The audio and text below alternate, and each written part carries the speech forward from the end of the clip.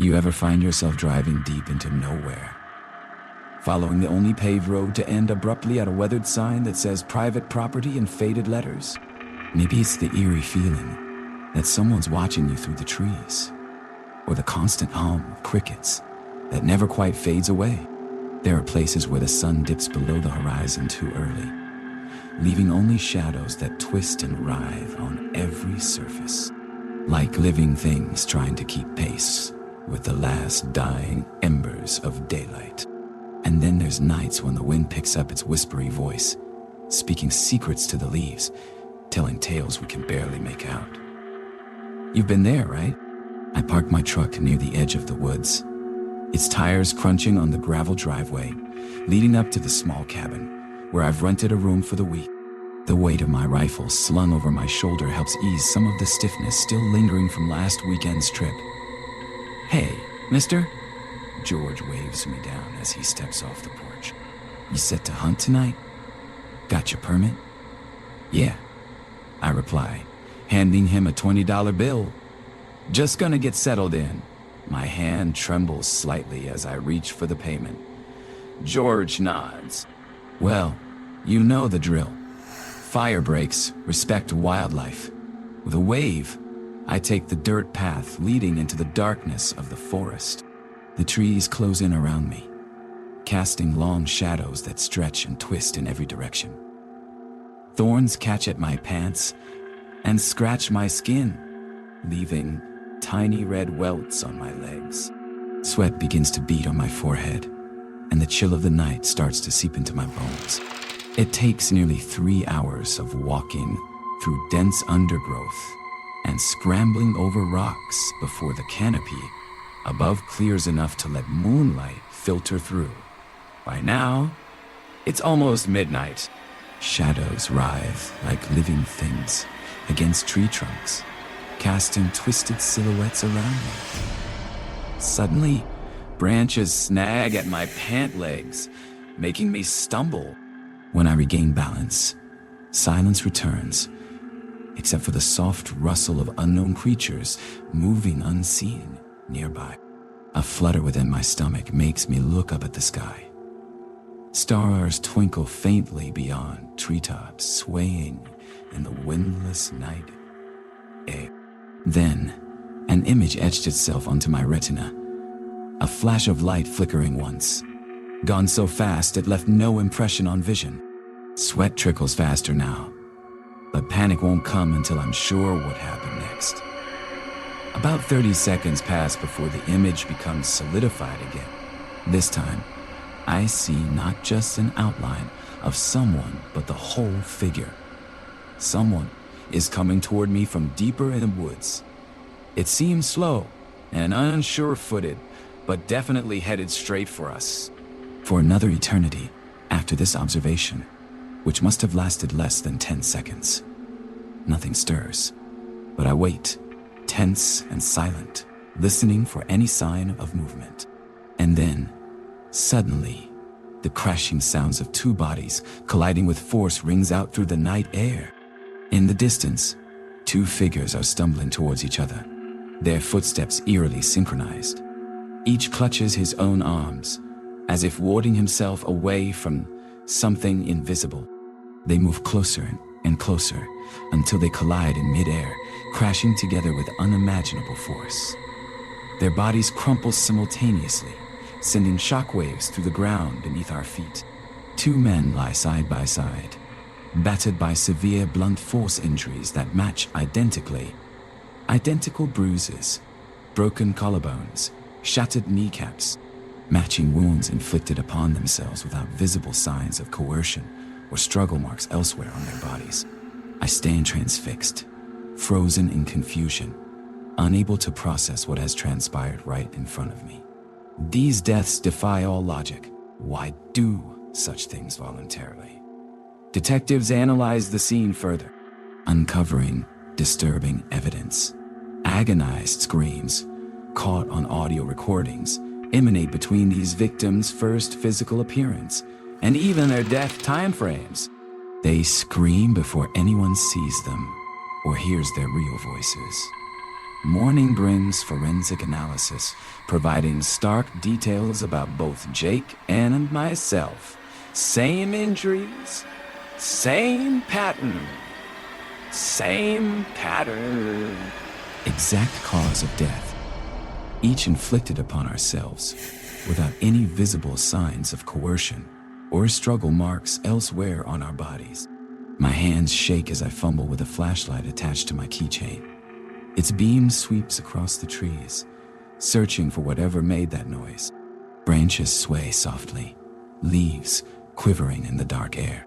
Every snap sounds amplified. Every movement feels calculated, and I wonder how long I've been walking without sleep. 7 hours now, judging by the sweat-drenched t-shirt clinging to my back. The clock on my phone reads 2:47 a.m. A mere 2 hours have passed since we left the car parked at the trailhead. But every moment seems stretched. Each heartbeat an eternity ago. A low growl catches my attention, distant but unmistakable. The growl echoes through the trees now, louder than before. My heart skips a beat before I realize it's followed by more footsteps. Heavier, slower, and closer. I try to shine the light behind me, but its weak beam only illuminates the dense foliage. The shadows cast by the faint glow stretch and writhe like living things. Panic starts creeping under my skin. Prickling sensation like insect bites, spreading outward from my ankles. Trembling fingers adjust the lens, stretching the light's tiny range. In this brief window, I catch glimpses of distorted shapes dancing near the edge of visibility. Something else approaches us, forcing aside limbs and brambles, as if clearing a path through the thorns. Shadows deepen into twisted forms. Shadows deepen into twisted forms. Facial bones smudged, eyes sunken pits within the gloom. Sweat stings my eye sockets, making them burn worse than they did after yesterday's run-in with a splintered fence post. The forest has transformed, taking on a sickly, decaying appearance. Leaves curl inward. Moldering tree trunks exude a rancid scent. Time itself appears warped. Time dilation distorting our world, as dread clamps tighter coils around my chest. Breathing too loudly would be suicidal, so I hold mine, remaining motionless as the approaching footsteps get closer still. My legs ache beneath me, bruised, joints throbbing with fatigue. The pain shoots sparks up my spine when I shift weight onto one foot. Careful not to make any noise. The moon remains hidden above, casting all below into blackness. Suddenly, the silence becomes even thicker, crushing expectation hanging over the treetops like an unspoken threat, threatening to snuff out what little life is left here tonight. My breath catches in my throat as the approaching footsteps grow louder, heavier, and closer. Panic claws up my chest, threatening to rip free from its restraints like a wild animal escaping from a cage. I try to shine the weak beam behind me, but it only illuminates the dense foliage, casting twisted shadows on the trees. The low growl echoes through the forest again, followed by more footsteps, heavy, slow, and closing in. Every snap sounds amplified, every movement feels calculated, and time seems to warp reality into a sickening blur.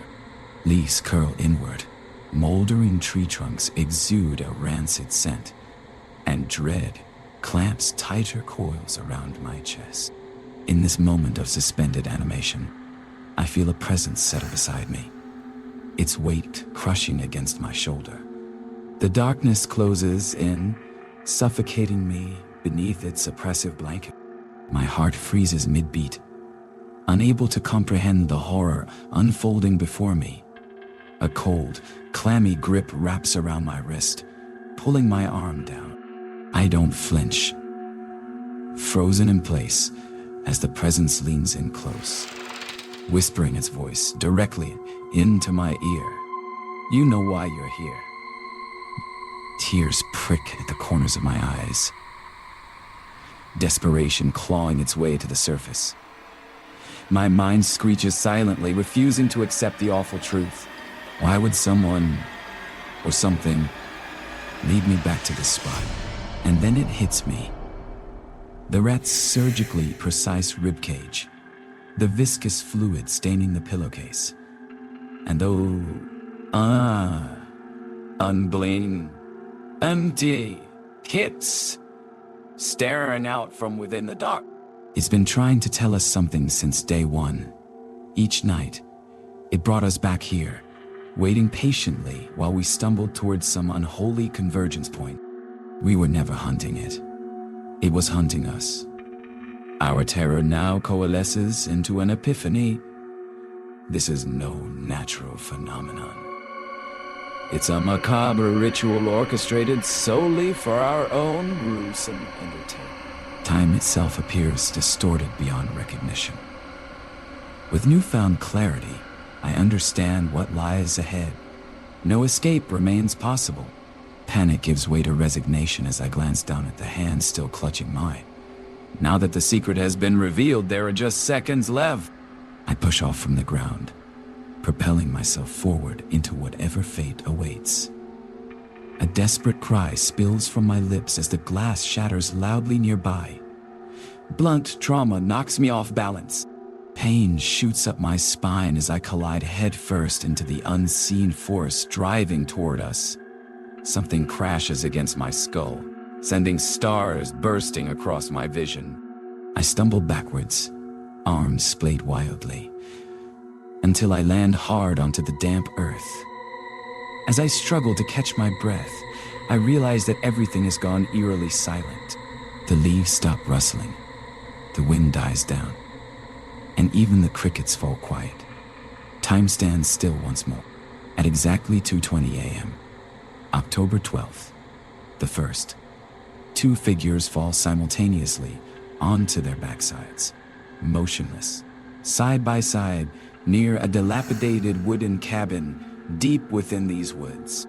The events unfolding here may be unique, or they could be replicated anywhere else.